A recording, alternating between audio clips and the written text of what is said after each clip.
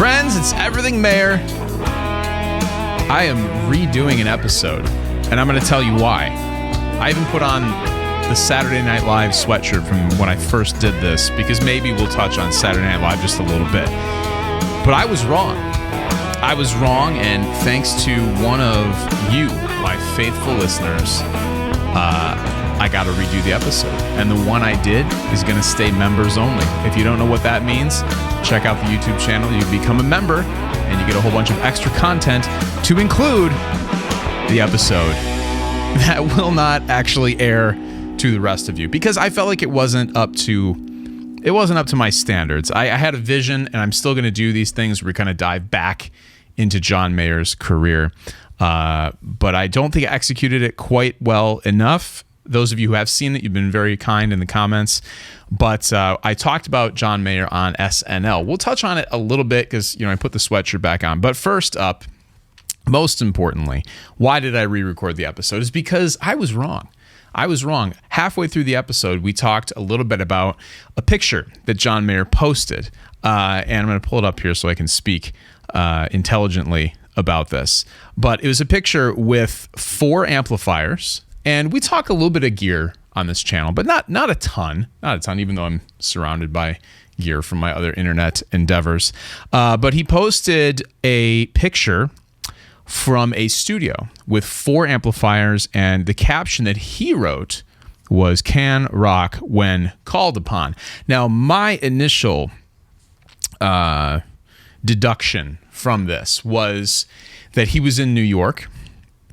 And he was in New York because, well, he was in New York at some point, and he had been over in Switzerland doing his brand ambassador AP watch stuff as well. So I just thought, hey, he probably had a layover, stopped over, in New York. And I took the caption, "Can rock when called upon," as, hey, someone called me, John Mayer, into the studio and said I need some rock-inspired guitar. Now... Part of the reason why I have this podcast is because one of you, Miles, I know you're listening and watching, like 2 years ago, messaged me on Instagram. I was like, this is when I had all the Mayer stuff on my main channel. He's like, you should do something Mayer focused, just Mayer centric, a YouTube channel, a podcast, whatever. So he inspired me, as well as some of the success of my previous John Mayer content to do this. But he's also an internet sleuth, because literally when I hit end from recording the previous episode, he sent me a bunch of pictures and proved to me that this is actually part of the new record. This recording, this picture, these 4 amplifiers is related to the new record. Now, I had said it wasn't because I thought he was in New York. I was not putting much stock in the photo. I didn't really deep dive into it, but Miles did. And he, not only did he see that Blake Slatkin, the producer, we're 99% sure Blake's producing this new record, the 9th studio album. 99. I should have asked John that when I talked to him, and I just couldn't think of it in the moment. But I'm pretty sure that that's where we're headed. That's where we're at. But Blake reposted the photo, sans caption. Miles matched up the carpet, and then I started to think too, based on the 4 amplifiers that are in this picture. You got a Supro, you've got a Dumble, you've got the Soldano, which was used quite a bit on the Sabrock stuff, and then a Marshall. And I'm like, okay, these are clearly at least 2 of the 4 amps we've seen relatively often before. The Marshall as well. Don't know about the Supro. I think that might be new. But I started to think, and I'm like, okay, he probably didn't fly these amps from LA and Henson Studios, where we know he's working on the new record, to go play on like one song in New York. If he was going to sit in on someone's song in New York, there are plenty of vintage amplifiers to use in New York City, and he's got tons of friends that you can call on to grab one. So that's why I had to stop. I had to reset, because I said this was not new album related, but it absolutely is. Which brings us to, what does it mean? I think you could take the caption in 2 ways. Can rock when called upon. I took that initially as like, hey, whatever he's doing necessitates a rock guitar sound, which, I mean, John Mayer's guitar tone and guitar playing, I guess, could be categorized as rock, but it's definitely blues rock, pop rock. It's not rock in the sense of like Foo Fighters or Metallica or Queens of the Stone Age. Not to say he can't do that. He can, of course, but that's not what his style is. So that's where I went initially. The other thing I think that could mean in more of the guitar nerd kind of world is he's talking about the rig, those 4 amplifiers, used in some combination, probably, I mean, 4 at the same time. I don't know, maybe live he uses 3, but in the studio could be, don't know. But I think that rig, whatever rig he was playing through, can rock when called upon, meaning whatever song they're working on had needed some type of a rock element, and his setup, which, pedal board wise, amp wise, is pretty dialed in for a specific thing that has become associated with John Mayer's guitar tone. It can also rock, is maybe the way to think about it. Now that's interesting because we're all trying to guess what this new record is going to sound like. We know that a couple of the songs from the solo tour will likely make appearances on this record, but those were on the slower side. Now granted, they were being performed solo acoustic. In that setting, most things are going to be more mellow than they would be once they get the full band, full studio treatment. But I think it's exciting to think about John Mayer doing a rock-inspired, even song, maybe not record, but song certainly. My good friend Danny have always said we'd love to see him work with Butch Walker. Butch Walker. So John, if you're listening, you and Butch Walker got to make a record at some point together. Maybe not this one, obviously, but in the future. But if you don't know Butch Walker, go look him up. He's amazing. Great producer, great guitar player, really, really, really great. I think they would do some very interesting things together, and it would satisfy something that I've always wanted to hear from Mayer, which is a more rock-inspired album. Think like Assassin. If you think of all of the John Mayer discography, there's not really another song like Assassin. It's a rock song, which is super cool. And I think maybe the reason why I think it's so cool is because there is only one like it, but I wouldn't turn down some high energy rock from John Mayer. Certainly if it was just, no album of his is going to be just like flatlined in one genre, one tempo, one dynamic.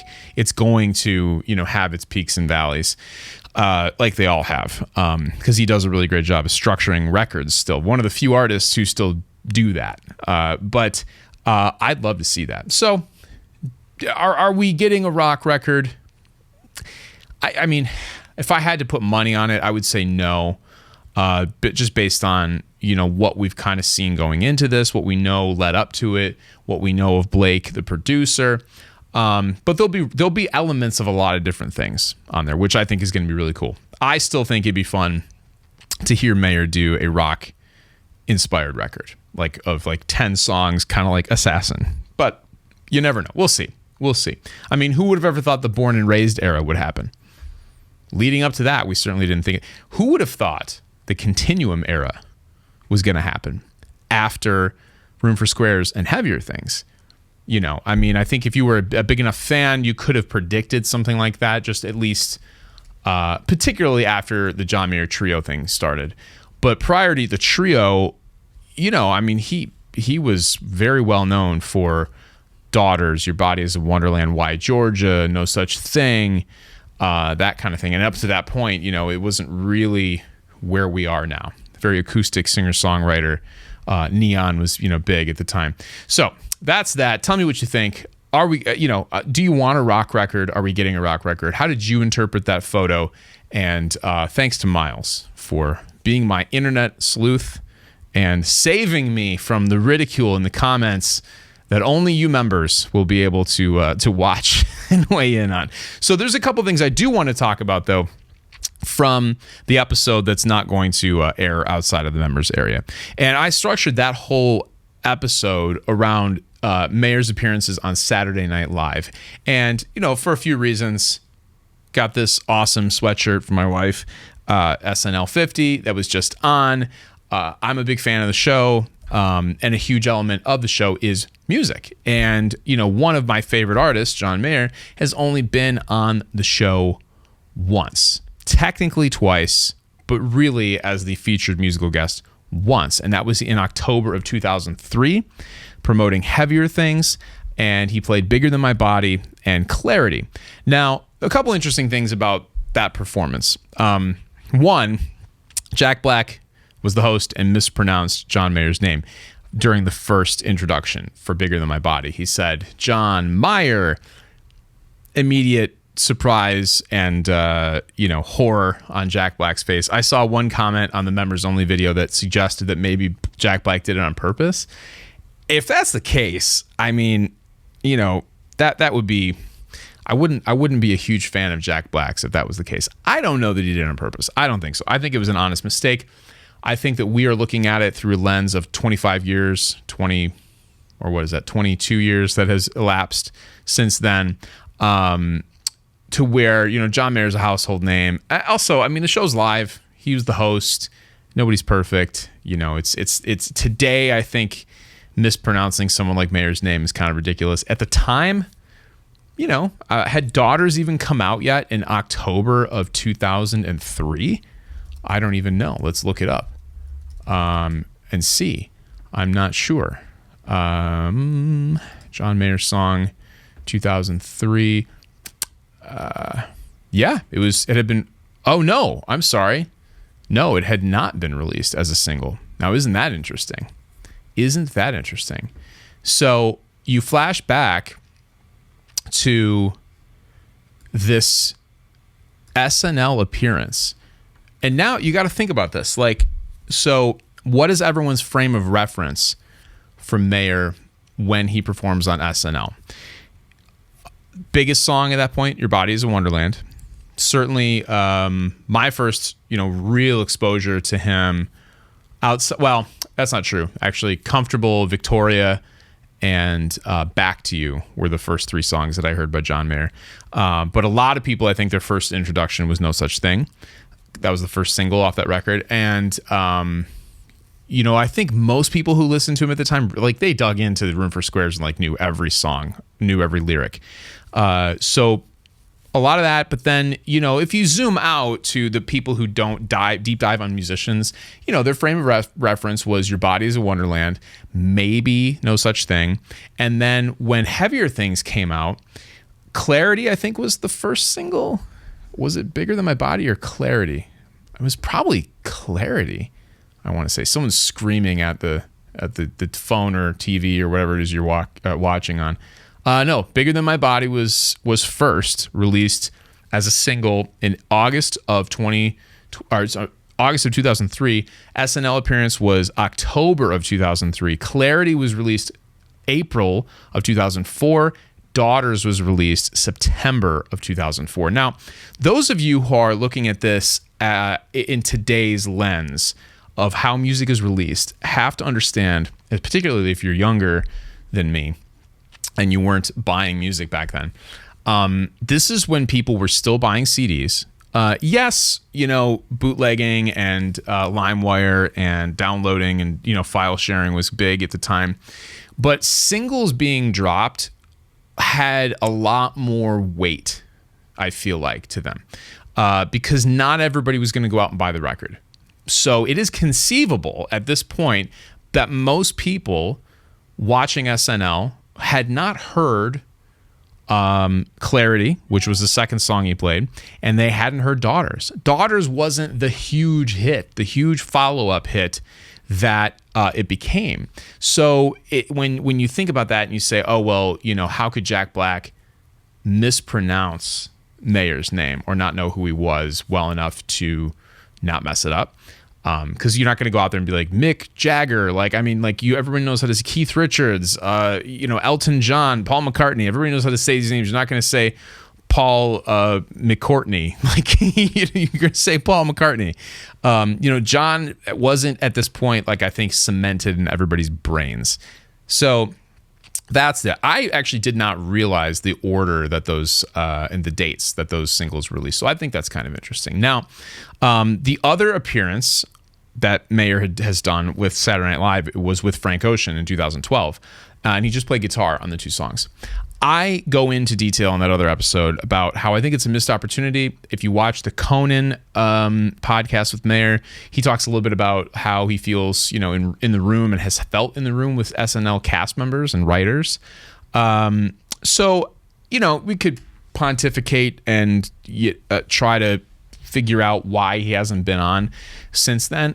All I can say is you know him from Chappelle's Show, his attempts at stand-up, his late night hosting. He's really great in front of a camera. He's very funny, very quick, and probably could have made it as an actor if he wanted to. He had John Mayer has a TV show back in the day on VH1.